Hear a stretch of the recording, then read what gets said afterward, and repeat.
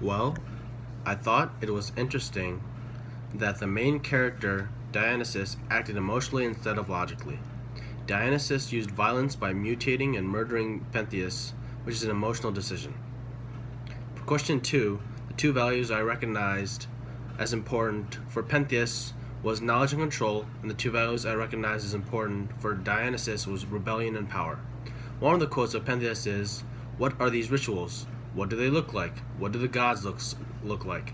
This shows Pentheus wants to get as much info as possible and maintain control of the situation.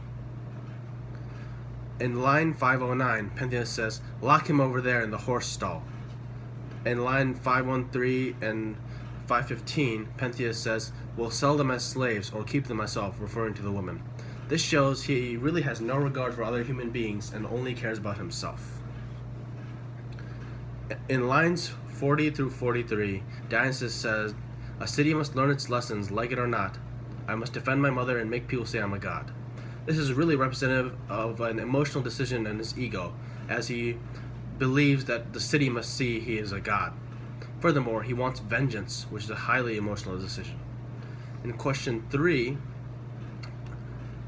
question 3, I was unsure at first why Dionysus was so angry. What caused him to have this much anger towards Pentheus? But after looking at his family tree history, his mother was accused of being seduced and lying, and then she was killed. As revenge, he makes all the women accused of what his mother was. All the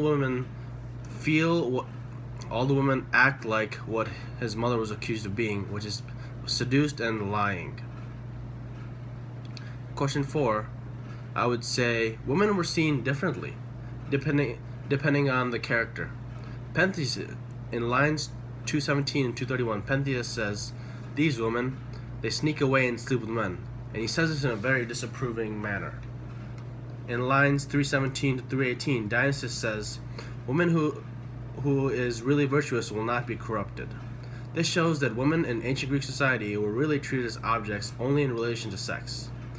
And the women who had sex were seen as evil seductresses, while women who were controlled and quiet were seen as good and pure.